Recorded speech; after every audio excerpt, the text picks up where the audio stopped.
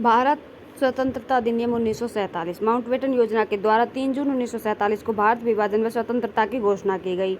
Mountbatten योजना को dicky bird plan के नाम से भी जाना जाता है। माउंटबेटन योजना को डिक्की बर्ड प्लान के नाम से भी जाना जाता है। माउंटबेटन को डिक्की बर्ड प्लान के नाम से भी जाना जाता है। माउंटबेटन योजना को डिक्की बर्ड प्लान के नाम से भी जाना जाता है। माउंटबेटन योजना का प्रस्ताव 4 जुलाई 1947 को आया था। माउंटबेटन योजना का प्रस्ताव 4 जुलाई 1947 को आया था। माउंटबेटन योजना का प्रस्ताव 4 जुलाई 1947 को आया था तथा पारित 18 जुलाई 1947 को हुआ था तथा भारत पाकिस्तान दो स्वतंत्र राष्ट्र होंगे तथा दोनों राष्ट्र 15 अगस्त 1947 को अस्तित्व में आए थे।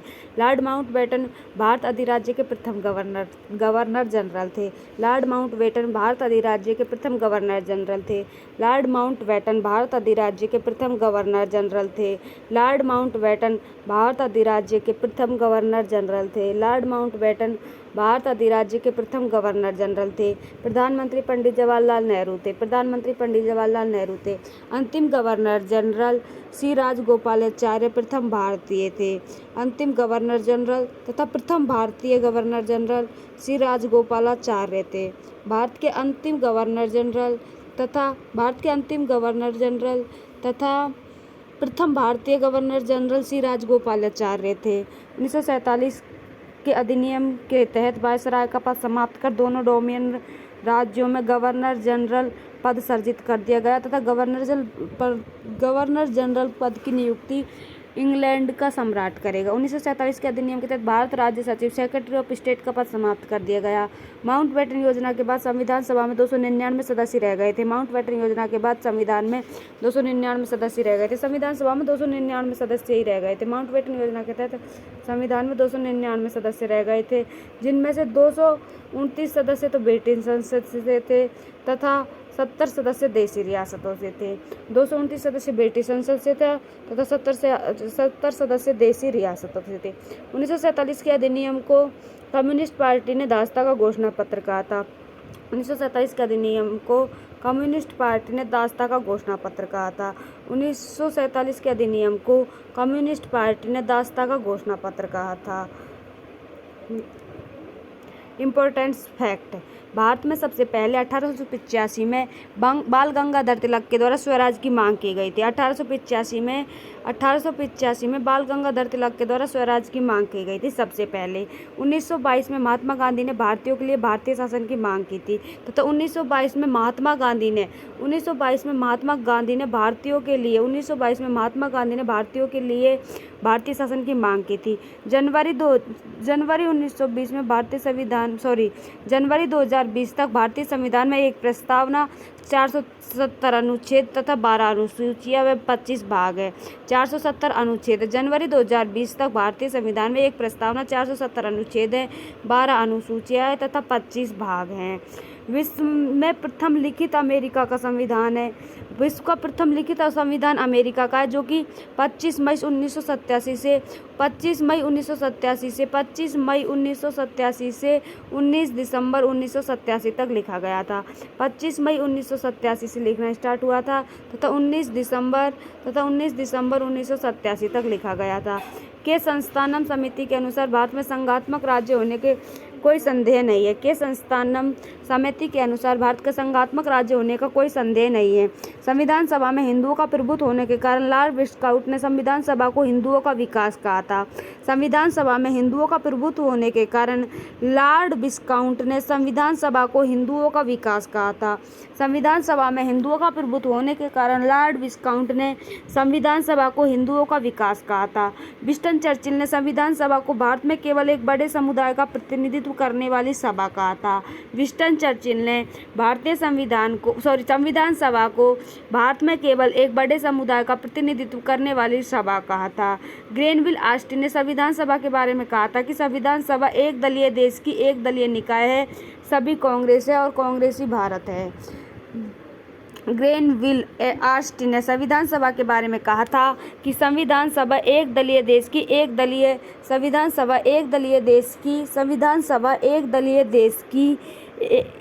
दलीय निकाय है तथा सभी कांग्रेस है और कांग्रेसी भारत है। सभी कांग्रेस है और कांग्रेसी भारत है। संविधान सभा में प्रथम बैठक 9 दिसंबर 1946 को हुई थी। प्रथम बैठक 9 दिसंबर 1946 को हुई थी। संविधान सभा में प्रथम बैठक 9 दिसंबर 1946 को हुई थी। संविधान सभा में प्रथम बैठक 9 दिसंबर 1946 को हुई थी। संविधान सभा में प्रथम बैठक 9 दिसंबर 1946 को हुई थी तथा प्रथम बैठक का अस्थायी अध्यक्ष सच्चिदानंद सिन्हा को बनाया गया। प्रथम बैठक का अस्थायी अध्यक्ष सच्चिदानंद सिन्हा को बनाया गया। सच्चिदानंद सिन्हा को अस्थायी अध्यक्ष बनाया गया था। सच्चिदानंद सिन्हा को संविधान सभा की पहली बैठक का अस्थायी अध्यक्ष बनाया गया था तथा मुस्लिम लीग ने अलग पाकिस्तान की मांग को लेकर प्रथम बैठक का बहिष्कार कर दिया और संविधान सभा का प्रथम चरण कहलाता है। मुस्लिम लीग ने संविधान सभा की मांग को लेकर प्रथम बैठक का बहिष्कार कर दिया तथा यह संविधान सभा का प्रथम चरण कहलाता है। संविधान सभा की दूसरी बैठक 11 दिसंबर 1946 को हुई तथा इसमें स्थायी अध्यक्ष राजेंद्र प्रसाद को बनाया गया तथा उपाध्यक्ष एस.सी. मुखर्जी को बनाया गया। संविधान सभा की दूसरी बैठक 11 दिसंबर 1946 को हुई थी। संविधान सभा की दूसरी बैठक 11 दिसंबर 1946 को हुई थी तथा इसमें अध्यक्ष राजेंद्र प्रसाद को बनाया गया। स्थायी समिति में राजेंद्र प्रसाद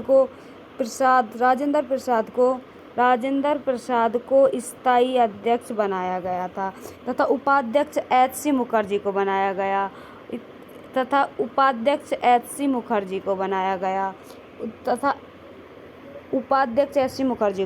गया वी.एन. राव को संविधान सभा का संवैधानिक सलाहकार नियुक्त किया गया। वी.एन. राव को संविधान सभा का संवैधानिक सलाहकार नियुक्त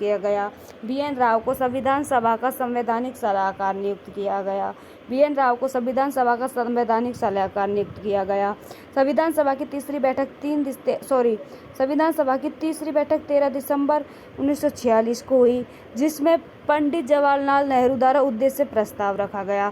संविधान सभा की थर्ड बैठक यानी तीसरी बैठक 13 दिसंबर 1946 को हुई। जिसमें पंडित जवाहरलाल नेहरू ने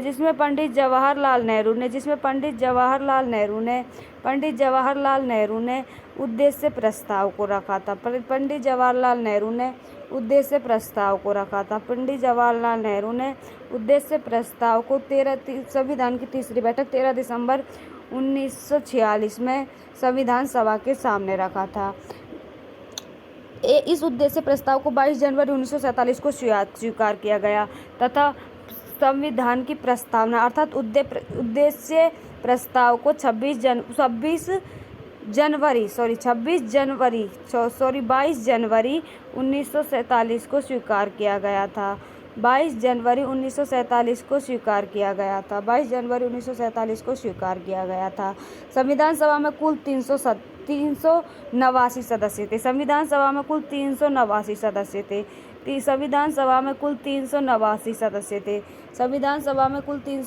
सदस्य थे। जिनमें से 292 सदस्य तो ब्रिटिश प्रांतों से थे, देशी रियासतों से 93 सदस्य थे तथा 4 कमिश्नरियों से था। संविधान सभा में कुल सदस्य 389 थे जिनमें से ब्रिटिश प्रांतों से 292 सदस्य थे तथा देशी रियासतों से 93 सदस्य थे तथा चीफ कमिश्नरियों से 4 सदस्य थे। संविधान सभा में 15 महिला सदस्य शामिल थी। संविधान सभा में 15 महिला सदस्य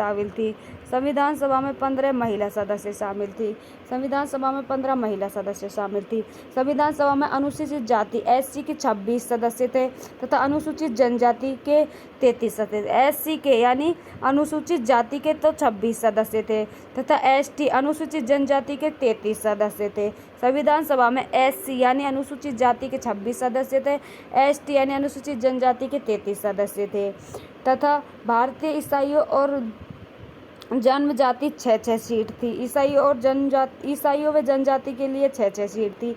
वह एंग्लो इंडियन व फारसी समुदाय के लिए 3 सीट थी। तथा ईसाइयों और जनजातियों के लिए 6 सीट थी। अदर जनजातियों के लिए और ईसाइयों के लिए 6 सीट थी और एंग्लो इंडियन व फारसी समुदाय के लिए 3 सीटें थी। संविधान निर्माण एवं अम्बेडकर का योगदान।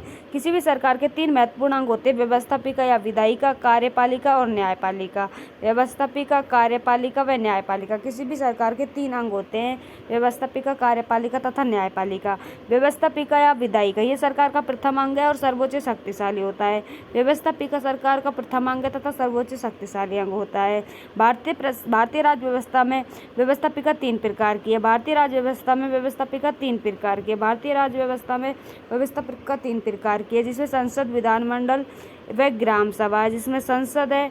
भारतीय राज्य व्यवस्था में व्यवस्थापिका 3 प्रकार की है, जिसमें एक संसद है, एक विधानमंडल है और एक ग्राम सभा है। एक विधानमंडल है और एक ग्राम सभा है। एक विधानमंडल है, एक संसद है और एक ग्राम सभा है।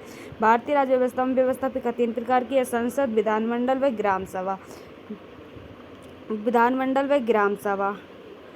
नेक्स्ट है, भारतीय संविधान में संघात्मक शासन प्रणाली को अपनाया। भारतीय संविधान में कैसी शासन प्रणाली को अपनाया गया है? भारतीय संविधान में संघात्मक शासन प्रणाली को अपनाया गया है। भारतीय संविधान में संघात्मक शासन प्रणाली को अपनाया गया है। भारतीय संविधान में संघात्मक शासन प्रणाली को अपनाया गया है। भारतीय संविधान की 7वीं सूची और अनुच्छेद 246 के अंतर्गत केंद्र और राज्यों के बीच शक्तियों का विभाजन 3 सूचियों में किया गया है। भारतीय संविधान की अनुसूची 7 में भारतीय संविधान की अनुसूची 7 में भारतीय संविधान की अनुसूची 7 में तथा अनुच्छेद 246 में केंद्र व राज्यों के बीच शक्तियों का विभाजन 3 सूचियों में किया गया है। शक्तियों का विभाजन 3 सूचियों में किया गया। केंद्र व राज्य की सूचियों कार्यों का विभाजन 3 सूचियों में किया गया, जिसमें संघ सूची, राज्य सूची व समवर्ती सूची है। जिसमें संघ सूची, राज्य सूची व समवर्ती सूची है। जिसमें संघ सूची, राज्य सूची व समवर्ती सूची जिसमें संघ सूची, राज्य सूची व समवर्ती सूची है। संघ सूची में पहले 97 विषय थे, अब 100 विषय। संघ सूची में पहले 97 विषय थे, अब 100 विषय। संघ सूची में पहले 97 विषय थे, अब 100 विषय। राज्य सूची में पहले 66 विषय थे, अब 61 विषय। राज्य सूची में पहले 66 विषय थे, अब 61 विषय। राज्य सूची में पहले 66 विषय थे, अब 61 विषय है राज्य सूची में। तथा संघ सूची में पहले 97 विषय थे। संघ सूची में पहले 97 विषय थे, अब 100 हो गए। राज्य सूची में पहले 66 थे, अब 61 हो गए। समवर्ती सूची में पहले 47 थे तथा अब 52 हो गए। समवर्ती सूची में पहले 47 विषय थे तथा अब 52 हो गए। राज्य सूची में संघ सूची में पहले 97 विषय थे, अब 100 हो गए। राज्य सूची में पहले 66 थे, अब 61 है। तथा संघ सूची में आने वाले प्रमुख विषय युद्ध, शांति, बीमा, बैंकिंग, संचार, रेलवे संघ सूची में आता है। जेल, केंद्र, पंचायती राज्य व स्वच्छता राज्य सूची में आती है। जेल, कृषि, पंचायती राज्य व्यवस्था तथा स्वच्छता राज्य सूची में आती है। तथा विवाह, शिक्षा, विद्युत, आर्थिक, सामाजिक योजनाएं समवर्ती सूची में आती है। समवर्ती सूची के विचारों पर राज्य व केंद्र को यदि कानून बनाने में कोई विवाद हो जाता है तो केंद्र का कानून मान्य होगा। समवर्ती सूची पर केंद्र और राज्यों में यदि विवाद हो जाता है समवर्ती सूची पर यदि केंद्र और राज्य में विवाद हो जाता है तो केंद्र का ही कानून मान्य होगा। विवाद हो जाता है तो केंद्र का ही कानून मान्य होगा, राज्य का कानून नहीं माना जाएगा। ऐसे विषय 3 सूचियों में से किसी भी सूची में नहीं है। अवशिष्ट शक्तियों का उल्लेख संविधान के अनुच्छेद 248 में किया गया। ऐसे विषय जिनका उल्लेख तीनों अनुसूची में से किसी में भी नहीं है उसे अवशिष्ट शक्तियाँ कहा गया तथा अवशिष्ट शक्तियों का उल्लेख अनुच्छेद 248 में किया गया। अवशिष्ट शक्तियों का उल्लेख अनुच्छेद 248 में किया गया। अवशिष्ट शक्तियों का उल्लेख अनुच्छेद 248 में किया गया। अवशिष्ट शक्तियाँ कनाडा के संविधान से ली गई है। अवशिष्ट शक्तियाँ कनाडा के संविधान से ली गई है। अवशिष्ट शक्तियाँ कनाडा के संविधान से ली गई है। अवशिष्ट शक्तियाँ कनाडा के संविधान से ली गई है। अवशिष्ट शक्तियों पर कानून बनाने का अधिकार संसद को है। अवशिष्ट शक्तियों पर कानून बनाने का अधिकार संसद को है। अवशिष्ट शक्तियों पर कानून बनाने का अधिकार संसद को है। अवशिष्ट शक्तियों में साइबर, कानून व अंतरिक्ष है। अवशिष्ट शक्तियों में साइबर है, कानून है व अंतरिक्ष है। साइबर है, कानून है व अंतरिक्ष है। साइबर है, कानून है व अंतरिक्ष अवशिष्ट शक्तियों में आता है। कार्यपालिका सरकार का दूसरा अंग है जो व्यवस्थापिका द्वारा बने कानूनों को लागू करता है। कार्यपालिका सरकार का दूसरा अंग है। कार्यपालिका सरकार का दूसरा अंग जो व्यवस्थापिका द्वारा बनाए गए कानूनों को लागू करता है। कार्यपालिका सरकार का दूसरा अंग है जो व्यवस्थापिका द्वारा बनाए गए कानूनों को लागू करता है। भारत में संसदीय लोकतांत्रिक शासन व्यवस्था को अपनाया गया है। भारत में संसदीय लोकतांत्रिक शासन व्यवस्था को अपनाया गया है। कार्यपालिका की प्रमुख संवैधानिक कार्यपालिका व वास्तविक कार्यपालिका। संवैधानिक कार्यपालिका व वास्तविक कार्यपालिका। संवैधानिक कार्यपालिका में देश का राष्ट्रपति, उपराष्ट्रपति व महान्यायवादी आता है। संवैधानिक कार्यपालिका में देश का राष्ट्रपति। संवैधानिक कार्यपालिका के दो भाग है, संवैधानिक कार्यपालिका व वास्तविक कार्यपालिका। संवैधानिक कार्यपालिका में राष्ट्रपति, उपराष्ट्रपति और महान्यायवादी आते हैं। वास्तविक कार्यपालिका में प्रधानमंत्री और मंत्रिपरिषद आता है तथा राज्य में वास्तविक कार्यपालिका में राज्यपाल और महाधिवक्ता होता है तथा राज्य में वास्तविक कार्यपालिका में मुख्यमंत्री और राज्य मंत्रिपरिषद होती है। न्यायपालिका भारत में एकीकृत न्यायपालिका है जो अमेरिका से ली गई है। भारत में एकीकृत न्यायपालिका है जो अमेरिका से ली गई है। भारत में एकीकृत न्यायपालिका है जो अमेरिका से ली गई है। न्यायपालिका को सबसे ऊपर यानी उच्चतम न्यायालय होता है। न्यायपालिका में सबसे ऊपर उच्चतम न्यायालय होता है। न्यायपालिका में सबसे ऊपर उच्चतम न्यायालय होता है। वर्तमान में भारत में एक उच्चतम न्यायालय या सर्वोच्च न्यायालय। भारत में वर्तमान में एक उच्चतम न्यायालय यानी एक सुप्रीम कोर्ट है। भारत में वर्तमान में एक सुप्रीम कोर्ट है तथा भारत में वर्तमान में 25 उच्च न्यायालय है।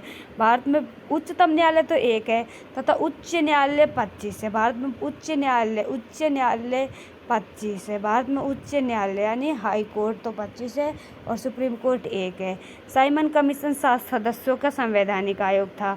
साइमन कमीशन 7 सदस्यों का संवैधानिक आयोग था।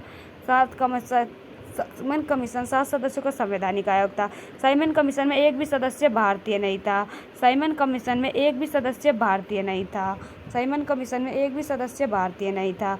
साइमन कमीशन के अध्यक्ष जॉन साइमन थे। साइमन कमीशन के अध्यक्ष जॉन साइमन थे। साइमन कमीशन के अध्यक्ष जॉन साइमन थे। साइमन कमीशन के अध्यक्ष जॉन साइमन थे। अध्यक्ष जॉन साइमन थे तथा साइमन कमीशन आयोग का गठन 1927 में हुआ था। साइमन कमीशन आयोग का गठन 1927 में हुआ था तथा 1928 में भारत पहुंचा था तथा साइमन कमीशन ने अपनी रिपोर्ट 1930 में दी थी। साइमन कमीशन ने अपनी रिपोर्ट 1930 में दी थी। साइमन कमीशन ने अपनी रिपोर्ट 1930 में दी थी। साइमन कमीशन ने अपनी रिपोर्ट 1930 में दी थी। साइमन कमीशन ने अपनी रिपोर्ट 1930 में दी थी। साइमन कमीशन के विरोध में भारतीयों ने साइमन गो बैक के नारे लगाए थे। साइमन कमीशन के विरोध में भारतीयों ने साइमन गो बैक के नारे लगाए थे। साइमन कमीशन के विरोध में भारतीयों ने साइमन गो बैक के नारे लगाए थे तथा साइमन कमीशन द्वारा साइमन कमीशन के विरोध करने पर लॉर्ड बेकनहेम ने कहा था कि भारतीयों को संविधान का बोध नहीं है। भारतीयों द्वारा साइमन कमीशन का विरोध करने पर लॉर्ड बेकनहेम ने कहा था कि भारतीयों को संविधान का बोध नहीं है। नेहरू रिपोर्ट 1928 में आई थी। नेहरू रिपोर्ट 1928 में आई थी। नेहरू रिपोर्ट 1928 में आई थी जबकि नेहरू रिपोर्ट 1928 में ही आ गई थी तथा भारतीय संविधान की प्रथम रूपरेखा उसी में थी। नेहरू रिपोर्ट 1928 में आई थी जिसमें भारतीय संविधान की प्रथम रूपरेखा थी। भारतीयों ने 28 फरवरी 1928 को भारतीय राजनीतिक दलों का एक संयुक्त अधिवेशन दिल्ली में बुलाया। भारतीयों ने 28 फरवरी 1928 को भारतीय राजनीतिक दलों का एक संयुक्त अधिवेशन दिल्ली में बुलाया। 10 सदस्यों की एक समिति बनाई जिसका अध्यक्ष पंडित मोतीलाल नेहरू को बनाया। 10 सदस्यों की एक समिति बनाई जिसका अध्यक्ष पंडित मोतीलाल को बनाया। नेहरू रिपोर्ट का प्रतिवेदन 10 अगस्त 1928 को प्रस्तुत किया। नेहरू रिपोर्ट का प्रतिवेदन 10 अगस्त 1928 को प्रस्तुत किया। नेहरू रिपोर्ट का प्रतिवेदन 10 अगस्त 1928 को प्रस्तुत किया। नेहरू रिपोर्ट में डोमिनियन स्टेट को प्रथम लक्ष्य तथा पूर्ण स्वराज को दूसरा लक्ष्य घोषित किया गया। डोमिनियन स्टेट को तो पहला लक्ष्य रखा गया तथा पूर्ण स्वराज को दूसरा लक्ष्य रखा गया। डोमिनियन स्टेट को तो पहला लक्ष्य रखा गया तथा पूर्ण स्वराज को दूसरा लक्ष्य रखा गया। रिपोर्ट में नेहरू रिपोर्ट के अनुसार संघीय सरकार की स्थापना की घोषणा की गई। नेहरू रिपोर्ट के अनुसार संघीय सरकार की स्थापना की घोषणा की गई। नेहरू रिपोर्ट के अनुसार संघीय सरकार की स्थापना की घोषणा की गई। नेहरू रिपोर्ट के अनुसार संघीय सरकार की स्थापना की घोषणा की गई। अवशिष्ट शक्तियाँ कनाडा की भांति केंद्र सरकार के पास थी। अवशिष्ट शक्तियाँ कनाडा की भांति अवशिष्ट शक्तियाँ तो कनाडा से ली गई है तथा अवशिष्ट शक्तियाँ हमने केंद्र के पास रखी थी। अवशिष्ट शक्तियाँ केंद्र सरकार के पास रखी गई थी। भारत में संयुक्त चुनाव प्रणाली लागू की जाए। भारत में संयुक्त चुनाव प्रणाली लागू की जाए। भारत में संयुक्त चुनाव प्रणाली लागू की जाए। संयुक्त चुनाव प्रणाली लागू की जाए। संयुक्त चुनाव प्रणाली लागू की जाए। केंद्र में द्विसदनात्मक विधानमंडल हो। निम्न सदन का चुनाव जनता द्वारा प्रत्यक्ष रूप से एवं वयस्क मताधिकार के द्वारा एवं उच्च सदन के सदस्यों का चुनाव प्रांतीय विधान परिषदों के निर्वाचित सदस्यों के द्वारा किया जाए। देश में एक सर्वोच्च न्यायालय स्थापित किया जाए। संसदीय सरकार की स्थापना की जाए। मौलिक अधिकारों की व्यवस्था की जाए। संसदीय सरकार की स्थापना की जाए। मौलिक अधिकारों की व्यवस्था की जाए। संसदीय सरकार की स्थापना की जाए। मौलिक अधिकारों की व्यवस्था की जाए। संसदीय सरकार की स्थापना की जाए तथा मौलिक अधिकारों की व्यवस्था की जाए। कांग्रेस का लाहौर अधिवेशन। कांग्रेस का लाहौर अधिवेशन 1929 में हुआ था। कांग्रेस का लाहौर अधिवेशन 1929 में हुआ था। कांग्रेस का लाहौर अधिवेशन 1929 में हुआ था। 1929 के लाहौर अधिवेशन में कांग्रेस के पंडित जवाहरलाल नेहरू ने रावी नदी के तट पर पूर्ण स्वराज का प्रस्ताव रखा था। 1929 के लाहौर अधिवेशन में कांग्रेस के पंडित जवाहरलाल नेहरू ने पूर्ण स्वराज का लक्ष्य रखा था। 1929 के लाहौर अधिवेशन की अध्यक्षता पंडित जवाहरलाल नेहरू ने की थी तथा जवाहरलाल नेहरू ने पूर्ण स्वराज का लक्ष्य 1929 में लाहौर अधिवेशन में रखा था। 1929 के लाहौर अधिवेशन में निर्णय को लेकर 26 जनवरी 1930 को स्वतंत्रता दिवस मनाया गया। 26 जनवरी 1930 को स्वतंत्रता दिवस मनाया गया। 26 जनवरी 1930 को स्वतंत्रता दिवस मनाया गया। 26 जनवरी 1930 को स्वतंत्रता दिवस मनाया गया। 26 जनवरी 1930 को स्वतंत्रता दिवस मनाया गया था। 26 जनवरी 1930 को पहला स्वतंत्रता दिवस था। 26 जनवरी 1930 को पहला स्वतंत्रता दिवस मनाया गया। 26 जनवरी 1950 को भारत का संविधान लागू हुआ और तभी से 26 जनवरी को गणतंत्र दिवस के रूप में मनाते हैं। 26 जनवरी 1950 को भारतीय संविधान लागू हुआ था। 26 जनवरी 1950 को भारतीय संविधान लागू हुआ था तथा 26 जनवरी 1950 को पहला गणतंत्र दिवस के रूप में मनाया गया तथा तब से ही 26 जनवरी को गणतंत्र दिवस के रूप में मनाया जा रहा है। पूना समझौता अगस्त 1932 में ब्रिटिश प्रधानमंत्री रैमसे मैकडॉनल्ड तथा अल्पसंख्यकों के प्रतिनिधित्व देने की घोषणा कम्युनियल अवार्ड कहते हैं जिसके विरोध में गांधी जी ने पूना की यरवदा जेल में आमरण अनशन किया था। जिसके विरोध में पूना समझौता अगस्त 1932 को ब्रिटिश प्रधानमंत्री रैमसे तथा गांधी जी के मध्य हुआ था, जिसमें अल्पसंख्यकों के प्रतिनिधित्व देने की घोषणा की और जिसे कम्युनियल अवार्ड कहते थे। जिसके विरोध में गांधी जी ने पूना में यरवदा जेल में आमरण अनशन किया था। 1934 में स्वराज दल ने आत्मनिर्णय के सिद्धांत को लागू करने के लिए भारतीय प्रतिनिधित्व की एक संविधान सभा की घोषणा की। 1934 में स्वराज दल ने आत्मनिर्णय के सिद्धांत को लागू करने के लिए भारतीय प्रतिनिधियों की एक संविधान सभा की मांग की। 1934 में रांची में स्वराज पार्टी ने पहले संविधान सभा की मांग की। सबसे पहले संविधान सभा की मांग 1934 में की रांची में। स्वराज पार्टी ने सबसे पहले संविधान सभा की मांग 1934 में की थी। 1934 में स्वराज पार्टी ने पहली बार संविधान सभा की मांग की थी।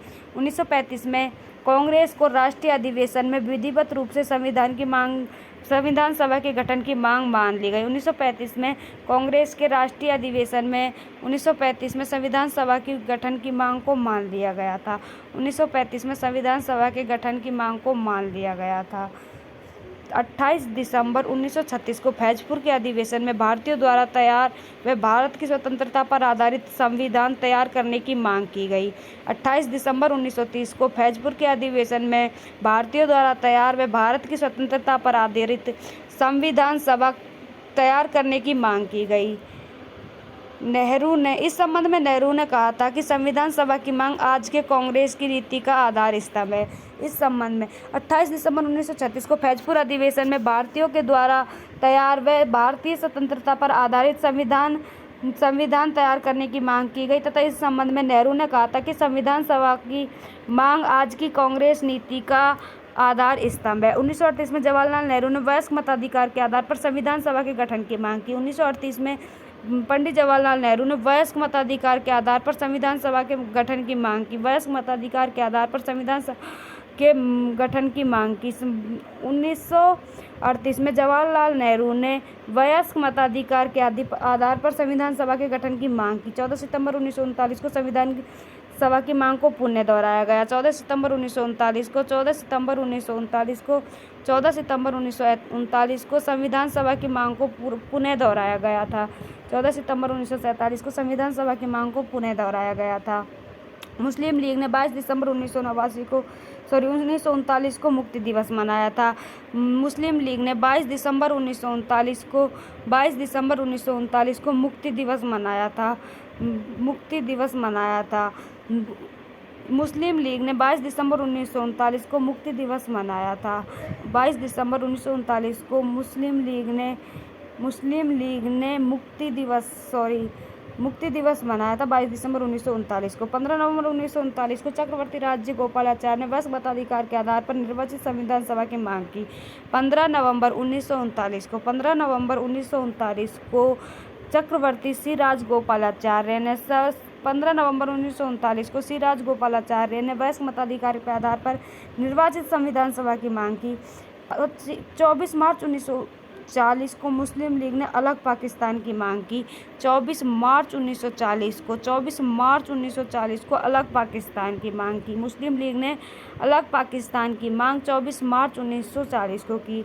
मुस्लिम लीग ने अलग पाकिस्तान की मांग 24 मार्च 1940 को की थी। मुस्लिम लीग ने अलग पाकिस्तान की मांग 24 मार्च 1940 को की थी।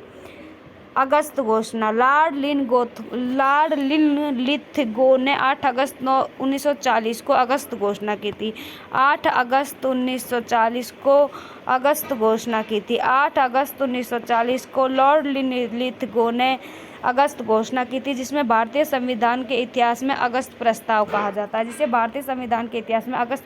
कहा जाता है।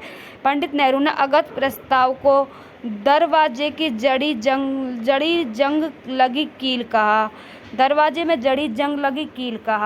अगस्त प्रस्ताव को पंडित जवाहरलाल नेहरू ने दरवाजे में जड़ी जंग लगी कील कहा। दिसंबर 1940 को गांधी जी ने व्यक्तिगत सविनय अवज्ञा आंदोलन शुरू करने की घोषणा की। दिसंबर 1940 को गांधी जी ने व्यक्तिगत सविनय अवज्ञा आंदोलन शुरू करने की घोषणा की। सितंबर 1940 को गांधी जी ने व्यक्तिगत सविनय अवज्ञा आंदोलन शुरू करने की घोषणा की। सितंबर 1940 को गांधी जी ने व्यक्तिगत संविनय अवज्ञा आंदोलन शुरू करने की घोषणा की। सितंबर 1940 को गांधी जी ने सविनय अवज्ञा आंदोलन शुरू करने की घोषणा की। 17 अक्टूबर 1940 को विनोबा भावे ने युद्ध के विरोध में भाषण देकर सत्याग्रह किया। 17 अक्टूबर 1940 को विनोबा भावे ने युद्ध के विरोध में भाषण देकर सत्याग्रह किया। 17 अक्टूबर 1940 को विनोबा भावे ने युद्ध के विरोध में भाषण देकर सत्याग्रह किया। 17 अक्टूबर 1940 को विनोबा भावे ने युद्ध के विरोध में भाषण देकर सत्याग्रह किया। 17 अक्टूबर 1940 को विनोबा भावे ने युद्ध के विरोध में भाषण देकर सत्याग्रह किया। 17 अक्टूबर 1940 को विनोबा भावे ने युद्ध के विरोध में भाषण देकर सत्याग्रह किया। 17 अक्टूबर 1940 को विनोबा भावे ने युद्ध के विरोध में भाषण देकर सत्याग्रह किया। 17 अक्टूबर 1940 को विनोबा भावे ने युद्ध के विरोध में भाषण देकर सत्याग्रह किया। विनोबा भावे पहले व्यक्तिगत सत्याग्रही थे। विनोबा भावे पहले व्यक्तिगत सत्याग्रही थे। विनोबा भावे पहले व्यक्तिगत सत्याग्रही थे। विनोबा भावे पहले सब व्यक्तिगत सत्याग्रही थे। विनोबा भावे पहले व्यक्तिगत सत्याग्रही थे। जवाहरलाल नेहरू दूसरे थे तथा जवाहरलाल नेहरू दूसरे सत्याग्रही थे। जवाहरलाल नेहरू दूसरे व्यक्तिगत सत्याग्रही थे तथा ब्रह्मदत्त तीसरे व्यक्तिगत सत्याग्रही थे। ब्रह्मदत्त तीसरे व्यक्तिगत सत्याग्रही थे। विनोबा भावे पहले व्यक्तिगत सत्याग्रही थे। जवाहरलाल नेहरू दूसरे व्यक्तिगत सत्याग्रही थे तथा ब्रह्मदत्त तीसरे व्यक्तिगत सत्याग्रही थे। क्रिप्स मिशन 23 मार्च 1942 को क्रिप्स मिशन भारत भेजा गया। 23 मार्च 1942 को क्रिप्स मिशन भारत भेजा गया। 23 मार्च 1942 को क्रिप्स मिशन भारत भेजा गया। क्रिप्स मिशन के अध्यक्ष स्टैफोर्ड क्रिप्स थे। क्रिप्स मिशन के अध्यक्ष स्टैफोर्ड क्रिप्स थे तथा क्रिप्स मिशन 23 मार्च 1942 को भारत आया था। क्रिप्स मिशन प्रस्ताव में एक निर्वाचित संविधान सभा की मांग स्वीकार कर लिया गया। क्रिप्स मिशन में क्रिप्स मिशन प्रस्ताव ने एक निर्वाचित संविधान सभा की मांग को स्वीकार कर लिया गया था। गांधी जी ने क्रिप्स मिशन के बारे में कहा कि यह प्रस्ताव उत्तर दिनांकित चेक है जो कि डूबते बैंक से लिया गया है।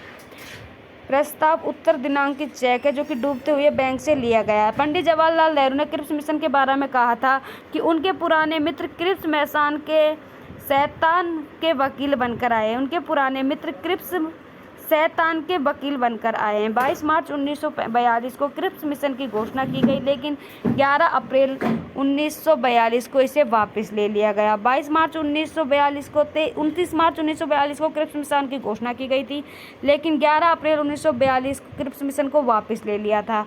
राजगोपालाचारी फॉर्मूला 1944 में आया था। राजगोपालाचारी फॉर्मूला 1944 में आया था। 10 जुलाई 1944 को कांग्रेस व मुस्लिम लीग के बीच तालमेल बढ़ने से गांधी जी की सहमति पर श्री राजगोपालाचारी ने एक संविधान प्रारूप तैयार किया। राजगोपालाचारी फॉर्मूला 1944 में आया था तथा 10 जुलाई 1944 को कांग्रेस ने मुस्लिम लीग के बीच तालमेल बढ़ाने के लिए गांधी जी की सहमति पर श्री राजगोपालाचारी ने एक संविधान प्रारूप तैयार किया, जिसे CR फॉर्मूला भी कहते हैं। श्री राजगोपालाचारी फॉर्मूला 10 जुलाई 1947 को कांग्रेस व मुस्लिम लीग के बीच तालमेल बढ़ाने के लिए गांधी जी की सहमति पर श्री राजगोपालाचारी ने एक संविधान प्रारूप तैयार किया था, जिसे CR फॉर्मूला कहते हैं।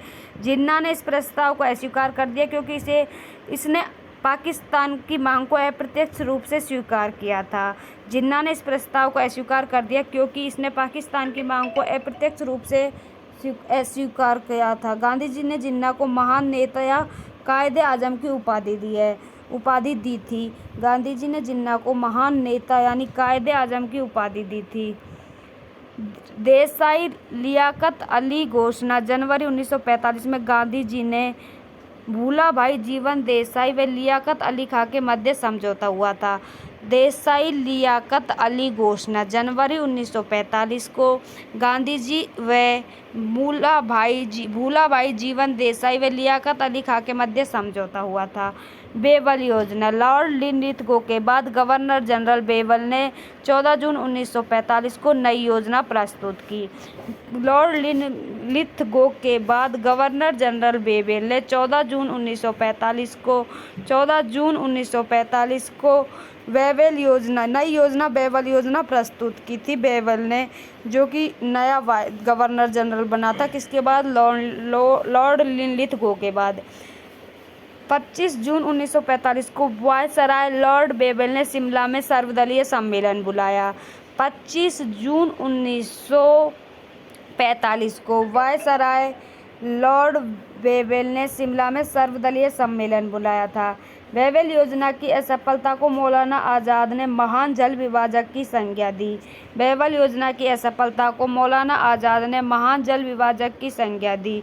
बेवल योजना की असफलता को मौलाना आज़ाद ने महान जल विभाजक की संज्ञा दी। कैबिनेट मिशन योजना 1945 में ब्रिटेन में हुए आम चुनावों में लेबर पार्टी के सर क्लीमेंट एटली प्रधानमंत्री बने।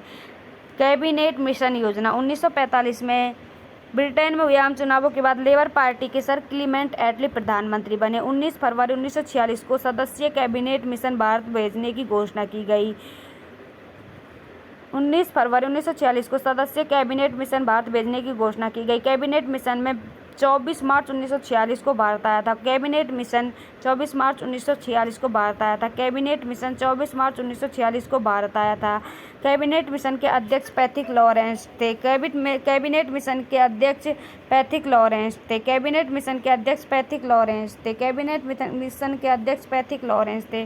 कैबिनेट मिशन के अध्यक्ष पैथिक लॉरेंस थे। कैबिनेट मिशन के अध्यक्ष पैथिक लॉरेंस थे तथा सर स्टेफोर्ड क्रिप्स व एबी अलेक्जेंडर इसके सदस्य थे इसके सदस्य थे। अंतरिम सरकार को 14 सदस्य शामिल करने का निर्णय लिया गया। अंतरिम सरकार में 14 सदस्य शामिल करने का निर्णय लिया गया। अंतरिम सरकार में 14 सदस्य शामिल करने का निर्णय लिया गया, जिसमें 6 कांग्रेसी, 6 मुस्लिम लीग व 1 भारतीय ईसाई व 1 सिख व 1 फारसी होगा। जिसमें 6 तो कांग्रेसी होंगे, 5 मुसलमानी होंगे, 1 भारतीय ईसाई होगा, 1 सिख ईसाई होगा और 1 पारसी होगा। 10 लाख की जनसंख्या पर एक प्रतिनिधि को चुना जाना निश्चित हुआ। 10 लाख की जनसंख्या पर एक प्रतिनिधि को चुना जाना निश्चित हुआ। 10 लाख की जनसंख्या पर एक प्रतिनिधि को चुना जाना निश्चित हुआ। 10 लाख की जनसंख्या पर एक प्रतिनिधि को चुना जाना निश्चित हुआ। 10 लाख की जनसंख्या पर एक प्रतिनिधि को चुना जाना निश्चित हुआ। संविधान सभा में कुल सदस्य संख्या 389 थी। संविधान सभा में कुल सदस्य संख्या 389 थी, जिसमें से 292 सदस्य तो ब्रिटिश प्रांतों से 93 सदस्य देशी रियासतों से थे, 4 सदस्य चीफ कमिश्नरियों से थे। कैबिनेट मिशन योजना के बारे में महात्मा गांधी ने कहा था कि ये उन परिस्थितियों में ब्रिटिश सरकार द्वारा प्रस्तुत की जाने वाली सर्वश्रेष्ठ योजना थी। कैबिनेट मिशन योजना के बारे में महात्मा गांधी ने कहा था। महात्मा गांधी ने कहा था कि ये उन परिस्थितियों में ब्रिटिश सरकार द्वारा प्रस्तुत की जाने वाली सर्वश्रेष्ठ योजना थी। जुलाई 1946 को संविधान सभा के गठन की घोषणा की गई। जुलाई 1946 को संविधान सभा के गठन की घोषणा की गई। संविधान सभा के लिए जुलाई अगस्त 1946 में चुनाव संपन्न हुए। संविधान सभा के लिए जुलाई अगस्त 1946 को चुनाव संपन्न हुए। संविधान सभा के लिए जुलाई अगस्त 1946 को चुनाव संपन्न हुए। संविधान सभा के लिए जुलाई अगस्त 1946 में चुनाव संपन्न हुए। संविधान सभा के लिए जुलाई अगस्त 1946 को चुनाव संपन्न हुए। संविधान सभा का गठन नवंबर 1946 में किया गया। संविधान सभा का गठन नवंबर 1946 में किया गया। 296 सीटों पर तो कांग्रेस आई थी तथा 208 सीटों पर मुस्लिम लीग आई थी। 73 सीटों पर छोटे समूह आए थे तथा स्वतंत्र सदस्यों को 15 सीटें मिली। संविधान सभा का गठन अप्रत्यक्ष रूप से वयस्क मताधिकार के आधार पर हुआ था तथा संविधान सभा में 15 महिला सदस्य थी।